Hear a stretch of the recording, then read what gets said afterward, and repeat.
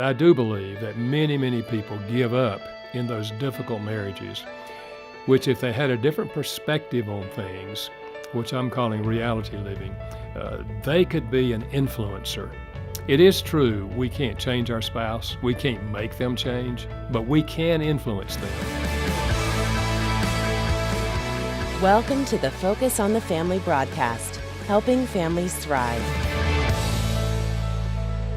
Dr. Gary Chapman, welcome back to Focus on the Family. Well, thank you, Jim. It's good to be with you again. I love it when you're here. You've done so much and written so much, and I love the way God interweaves experience. Your best estimate, how many couples have you counseled with over the years? Oh, Jim, I know it's a hard question. I have no idea. But come on, give me I really have no idea. Pie in the sky. Thousands probably, right? It would be thousands, but I would hate to guess. And the point of that is, through all of that, you gain experience as a counselor, as a person interested in other people's situations. You learn as you're teaching. Absolutely, Jim. You know, there are many times I remember through the years when I would sit there and listen to this couple, and I would just shoot up a prayer to God and say, "Oh God, I have no idea where to go with this. So even you, please give me wisdom." That makes me feel a lot better, because that's a natural prayer for the person who doesn't have all the answers. Yeah. And that's what we love about you, Gary, is just your ability to know, hey, this is from the Lord. This is God's stuff when we talk about marriage and difficulty in marriage. Let's start. You've written this great book, Loving Your Spouse When You Feel Like Walking Away. The bigger narrative here for me is the fact that so many Christian marriages are breaking down. Yeah. It grieves my heart, because we're to be the witness in the world about how to do it well. And I can confess too, I mean, Gene and I don't always get along. This is called the human condition. There are times when mostly I'm saying or doing something that's really irritating. But that is human relationship. But we can do much better as the Christian community, can't we? I think so, Jim, because we have outside help. That's it. You know, by nature, all of us are selfish. We're want born our that way, aren't you we? know? And it's only as God changes the heart and gives us the picture of Jesus, who said, "I didn't come to be served, I came to serve." And when we get that idea and our heart gets changed and we're asking, how can I serve you? How can I help you? Marriages are on the way up when we have that attitude. You know, so often we use Christian language, and I'm mindful there's some listeners that may not know the Lord, but they're tuning in for some good advice, and we appreciate that. But we talk about the sanctification process.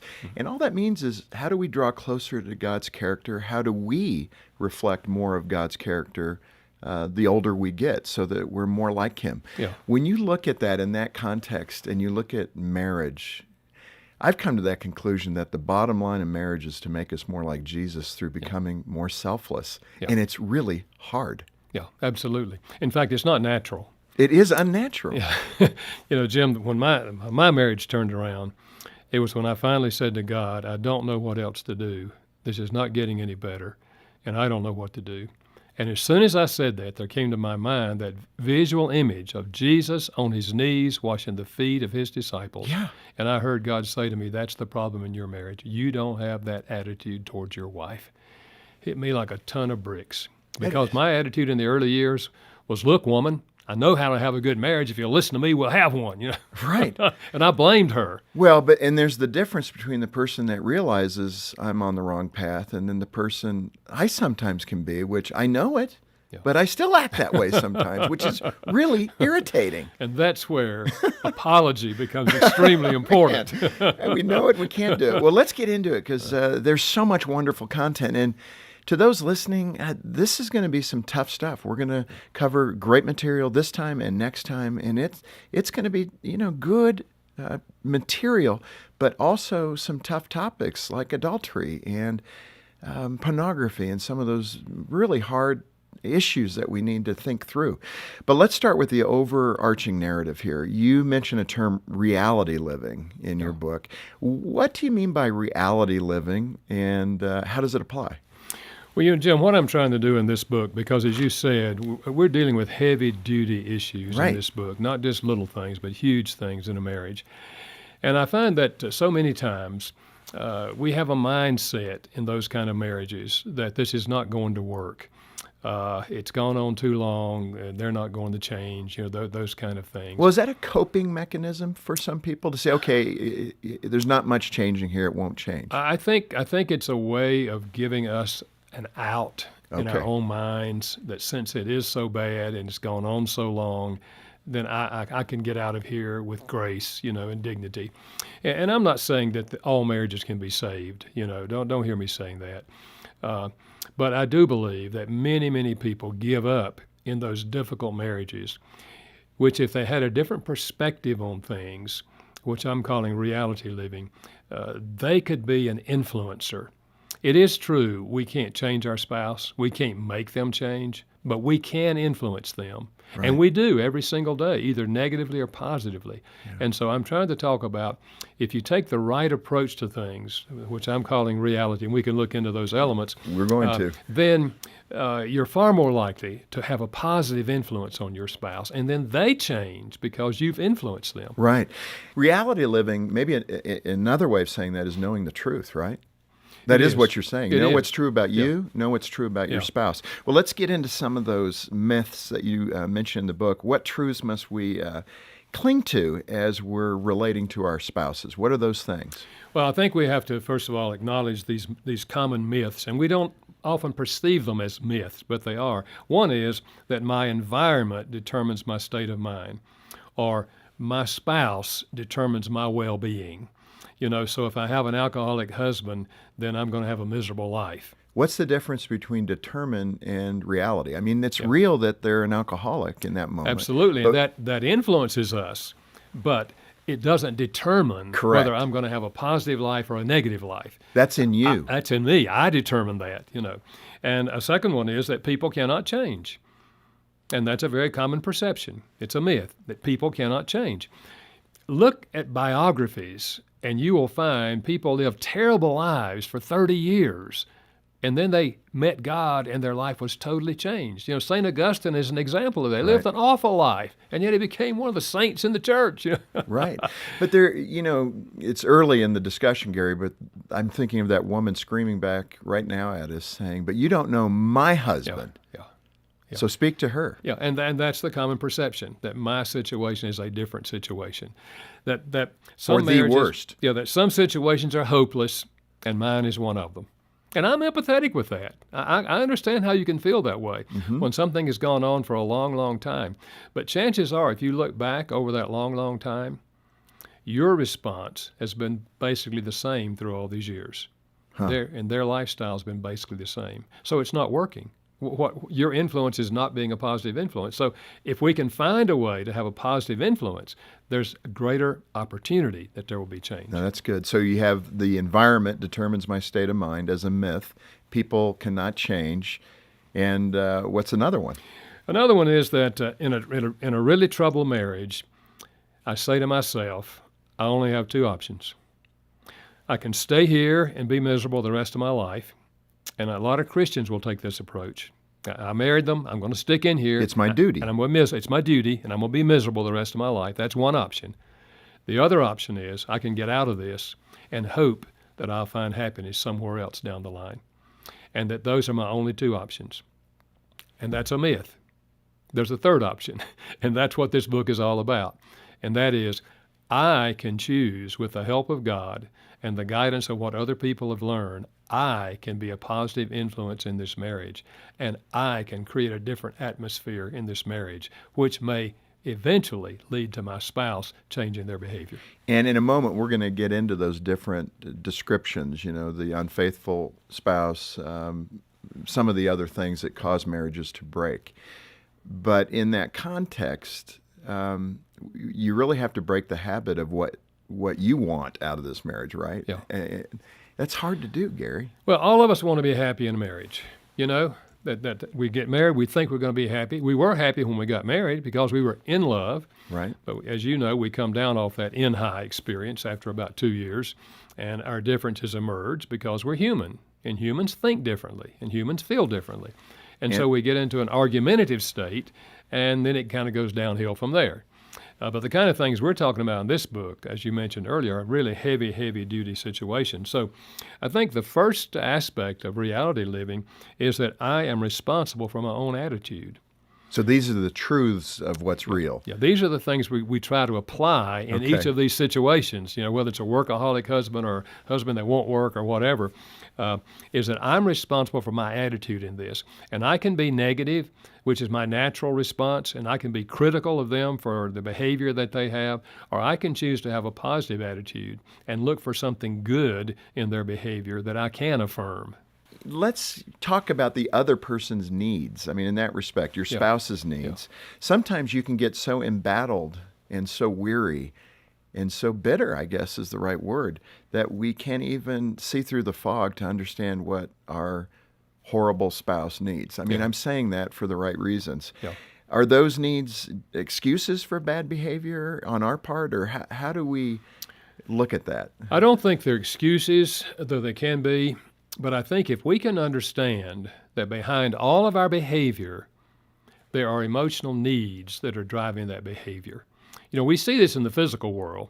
If I'm sitting there with my wife and we're talking and then I get up and go in the kitchen and get a drink of water, a physical need stimulated my behavior. I was thirsty and I went to get water. We see that in the physical world. Same thing is true in the emotional world. So if I can think about what are the needs behind my behavior and the needs behind my spouse's behavior, I can understand the behavior better. Now, it doesn't excuse bad behavior, but it helps me understand bad behavior. So, for example, let's say that one of the emotional needs we have is the need to feel loved. And this is a theme that I have spent a lot of my life with the 5 love languages.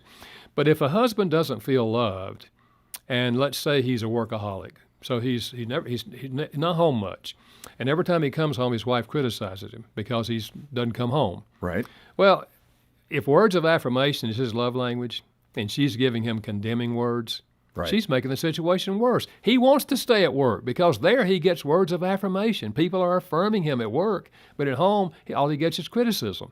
So if you understand that his motivation for staying at work more may well be that he's feeling love there and not feeling loved at home, now you at least understand what's behind the behavior. But in that context, that's the irrational nature of us as human beings, because we can even understand that. We know he's getting that affirmation.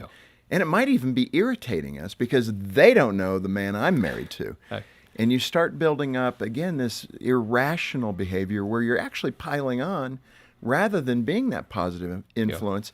How do you break that almost like a habit where it just comes naturally to pile on and you don't even know you're doing the damage or reinforcing it? And I think understanding this concept, however, is that my behavior, if I'm the one that's being hurt at home, my behavior is also motivated by perhaps a lack of love. I don't feel loved. If he loved me, he'd be home spending time with me. He doesn't spend time with me. So I'm feeling unloved. So my anger, my lashing out at him is also growing out of an unmet need in my life. Right. So we're both have bad behavior, but it's growing out of the same unmet need. Right. And if we can sit down and understand that and talk with each other about that and say, what can we do to change this? Because I really do love you. That's why I'm out there working all that. I really love you. And so if you understand what's behind the behavior, you're more likely to address it in a positive way and find a positive way to meet that need. And when the need is met, you may well see the behavior changes. That is so good. Dr. Gary Chapman, our guest today, loving your spouse when you feel like walking away. And you're there. I know you are listening, and you're in that spot right now where you're thinking, I know I've made a commitment to Christ, and we started strong, and we're a Christian couple, but it just has fizzled out. This is the resource for you, and we want you to have a copy of it, and I hope you will contact Focus on the Family to do just that. Gary, you're describing that workaholic spouse so well. But again, maybe the golden question is, when you're being hurt, we keep a scoreboard. If you stop hurting me, then I'll stop hurting you. And we may not even know we're expressing it that way, but the piling on that we've described is exactly that. How do you find the fortitude? What do you do in your relationship with the Lord to say, Lord, give me the strength so I don't slap back when he or she Yeah. emotionally slaps me. Yeah. Yeah. By nature, I think we approach life, and consequently we approach marriage with a contract mentality. Mm-hmm. I'll be kind to you if you're kind to me. I'll express love to you if you express love to me. And when we do that, we're setting ourselves up for failure. Marriage, to be a success, has to be motivated by love. And the source of love is God. Right. In fact, the scriptures say clearly, the love of God is poured out in our hearts by the Holy Spirit. Yeah. So as Christians, if we open our heart to God and say, Lord, you know I'm married to this person, you know how they're treating me, you know how I'm hurt, you know what I'm feeling, but I want to be an agent of loving them. So I'm opening my heart to you. Pour your love into my heart. I want to treat them the way Jesus treated people. Remember, he loved us when we were unlovely. Yes. So you're married to an unlovely spouse. But God can help you love that spouse in a meaningful way, even though you do feel hurt and you have a lot of other emotions. Because, Jim, here's one of the key issues. In our culture especially, we're prone to live by our emotions. Mm-hmm. So if I'm angry, then I'm going to lash out, And whatever emotion I have, it's going to control my behavior. We don't have to be controlled by emotions. We don't deny them. We say, Lord, I'm angry. I'm hurt. Yeah. But I want to do something positive. Yeah. And you can do something positive even though you have negative feelings. It was so hard, Gary. What you're describing is immaturity. Yeah. I mean, it really, if we all look in the mirror, we're not there. And we're lacking that maturity spiritually to understand how to do this better.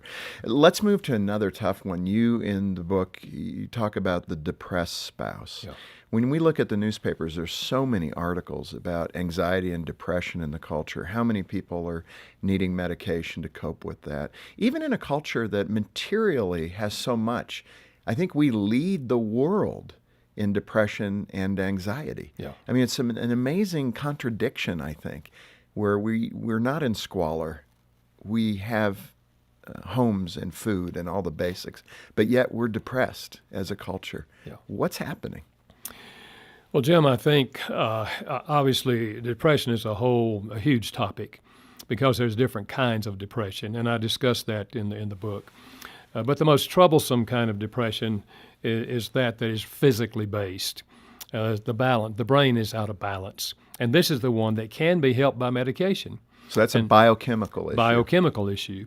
Others are what we call situational depressions. Something has happened. My mother died, or my husband lost a job, or something like that. And so I go into depression because of that deep loss. But that's typically temporary, especially if we can have someone we can talk that out with. But I think when in a marriage, when the spouse has been depressed for a long time, and they're hardly able to function at all in the marriage, or at least very minimally, this is where it becomes a real problem in the marriage. Because you feel like I've done everything I can do. I'm washing the dishes. I'm cooking the meals.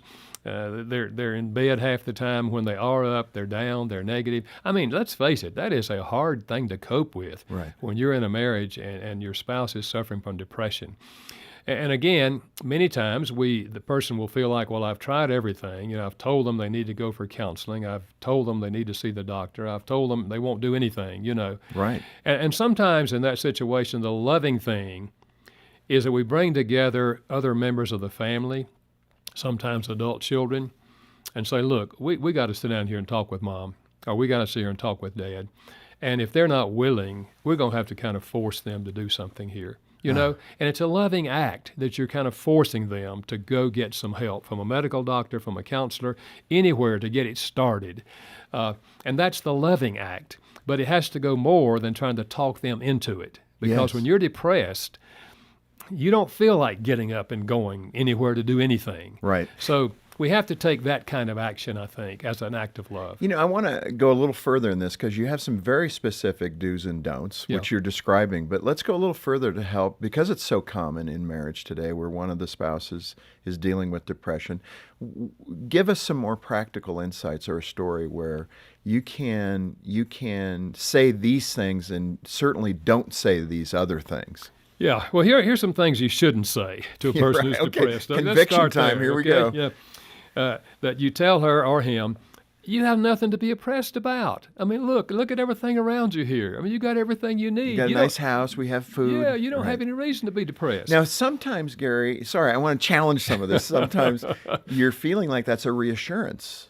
I mean, you're reassuring them, Yeah. but it's not. But it's not. It doesn't- comes across as condemnation. Yeah, You're bad wow. because you're depressed. See, that's where I could miss it. Yeah. And the other one is to say, now come on, honey, you got to snap out of this. Now, this has gone on long enough. You got to snap out of this. A depressed person cannot snap out of this. When you that's know. really insensitive. Yeah, I mean, and so that's really, again, another put down for them. Or here's one that Christians often use. Honey, this is a spiritual problem. You got to get right with God. wow. Well, again, it's condemnation. Now God's against me. You know, I'm Right. depressed, and God's against me for being depressed. So this goes back to kind of that piling on mentality. Yeah. And what are we on the side of the correction? What are we trying to accomplish with those statements? I mean, what are we really Well, doing? I think our intentions are probably good. We're really trying to talk them out of it, but you can't talk a person out of depression. And so when we come across with those kind of words, it just makes things worse for them. It's a greater burden on their heart when you come across with those kind of So words. I want to, working rightfully the Lord into this, how does that spouse seek God to help their mate? I think prayer obviously is one thing, because we can pray even, no matter what the spouse is doing, we can always pray that God will bring something along that's going to impact them and make things different. Yeah. I think another, however, is to share scriptures With that with spouse. that person. Just to say, honey, this morning I was reading here in the Psalms, and here's just a passage that I read. Yeah. It's just, and you read them a positive passage. So that never hurts to share positive passages from the Word of God. But I think the other thing, and here are things that you really can do. The first one I've already mentioned, that is, do everything possible to get them into counseling, or to get them to a medical doctor, so Right. that they can begin to get some treatment. But so here are positive things you can say if they are in counseling. You tell them how glad you are that they're getting counseling, and how you really believe that God is going to help them work through this, and the counselor is going to help them, or the doctor is going to help them, and you're really proud of them. That it's hard to get up and go to the doctor, get up and go to a counselor. You know how hard it is, but I'm so proud of you that you're making that effort to do that. So affirmation. Affirmation of that, yeah. Let her know, or him know, that if they want to talk about what their feelings, you're open to that. You're ready to listen. They don't have to talk. You don't have to tell me, honey, but if you want to talk and you want to share with me what you're thinking and feeling, I'm always open to that. And then you receive their feelings without condemnation. Whatever they share, whether they say, I just feel hopeless. And you say, honey, I guess I can understand how you'd feel that way. Why don't you tell me more about it? What do you think brought you to feel that way? So that's empathy. Yeah, it's empathy. You're trying to enter into their feelings, and you're affirming their feelings rather than saying you shouldn't feel that way. You're saying, I guess I can understand how you might feel that way. Gary, let me ask you before we end here today, we're wrapping up, but for the spouse that is not the one with depression, how can they trigger themselves to be better at empathizing through their frustration? Yeah. What can you do to grow your empathy so that you're not condemning? Well, I think, Jim, it's not easy, because when you have lived with a depressed spouse for a long time, you really do feel like, I've tried everything and it's just not getting any better. But if you can understand that your behavior does have an impact on your spouse, either positively or negatively, and the kind of things we've discussed that you shouldn't do have a negative impact. The kind of things we talk about in the book that you should do have a positive impact. And one of those things is recognizing there's always a reason why people feel what they feel. Mm-hmm. And if we will listen to their feelings and ask them, why do you think you feel that way? What do you think brought this about? The more you listen to them, the more you're helping them. Because a person who's depressed needs to talk to somebody, and that's the role of the counselor. But you can be a spouse who is a listener, and a listener is going to have a positive impact on a person who has depression. And just to reemphasize this, that's a skill set you need to grow. Yeah. You may not possess it, but you can possess it. Yes, we can learn how to be listeners. By nature, many of us are talkers. We can talk and talk and talk and tell you what ought to be done, But learning to listen can also be learned.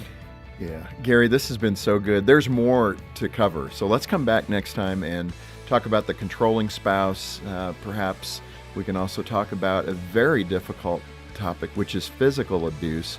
And then we'll also discuss the issue of pornography and infidelity and those things that can absolutely destroy a marriage. Can we do it? Surely. Hey, I'm John Fuller, and thanks for watching. Get more info about Focus over here and more from our guests over there, and be sure to subscribe to our channel as well.